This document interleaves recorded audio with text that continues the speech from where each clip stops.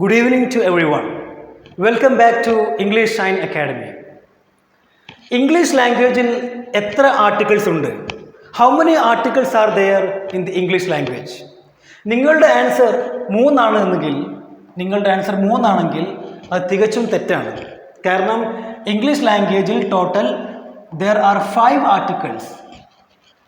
നമുക്ക് നോക്കാം ഏതൊക്കെയാണെന്ന്.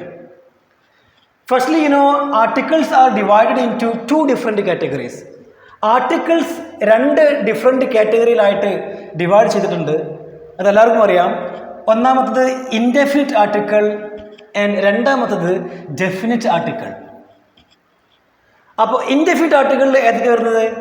എ, അതുപോലെ തന്നെ ആൻ. ഡെഫിനിറ്റ് ആർട്ടിക്കിളിലും രണ്ടെണ്ണമുണ്ട്.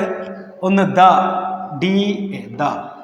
രണ്ടാമത്താണ് പലർക്കും അറിയാത്തത് THE, ദി. ഇത് നമ്മൾ ദി എന്ന് പറയും, ദി.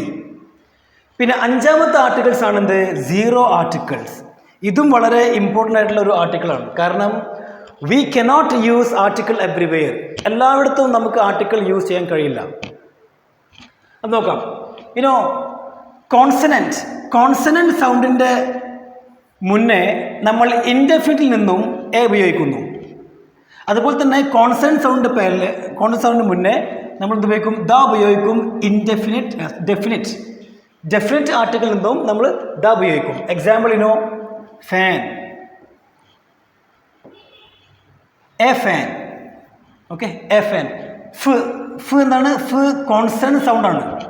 ഓക്കെ, അപ്പോൾ നമ്മൾ ഇൻഡെഫിനിറ്റ് ആർട്ടിക്കിളിൽ നിന്നും നമ്മൾ എ ഉപയോഗിക്കും. A fan. Okay, and the fan. Definite article നമ്മൾ എന്ത് ഉപയോഗിക്കും? ദ ഉപയോഗിക്കും. ദി അല്ല, ദ തന്നെ വേണ്ട, ദ ഉപയോഗിക്കണം. എന്താ കാരണം? ഇതിന് കാരണം എന്താണ്? ഫ് എന്ന് പറയുന്നത് എന്താണ്? Okay, it is consonant sound. Okay, now what is the difference between A fan and the fan?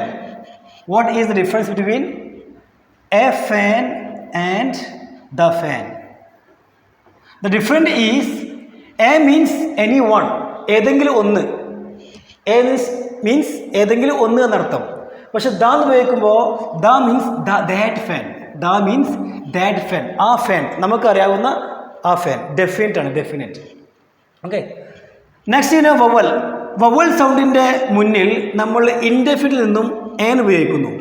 Once more, vowel സൗണ്ടിൻ്റെ മുന്നിൽ ഇൻഡെഫിനിറ്റ് ആർട്ടിക്കിളിൽ നിന്ന് ഏൻ ഉപയോഗിക്കുന്നു. അതുപോലെ തന്നെ വവൽ സൗണ്ടിൻ്റെ മുന്നിൽ ഡെഫിനിറ്റ് ആർട്ടിക്കിളിൽ നിന്ന് നമ്മൾ ദി ഉപയോഗിക്കും. ഇത് നമ്മൾ ദി എന്ന് പറയണം. ദി ഉപയോഗിക്കും. എക്സാമ്പിൾ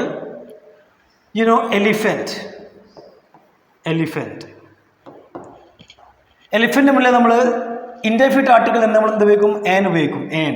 ഇവിടെ ഒന്ന് ഏൻ വന്നു. Okay, and definite article the. ഇത് ദി ആണ്. The elephant. ഇത് ദ അല്ല. Okay, it's pronunciation is the, not the. എന്താ കാരണം? അതിൻ്റെ കാരണം വവൽ സൗണ്ട് ആണ്. Vowel sound. Okay, so article 1 is a, second one an, and third one the, and fourth one is the, and fifth one that zero articles means we cannot use article everywhere. For example, country's name of a person, name of a country, name of a town, before that we cannot use. For example, India is the name of a country. We cannot use what? The articles we cannot use. Okay, and Anjali is the name of a girl. We cannot use article. So that's why fifth article, zero article, is also very important. So my dear friends, I hope everybody has understood. For watching more video, please subscribe to my channel. Thank you.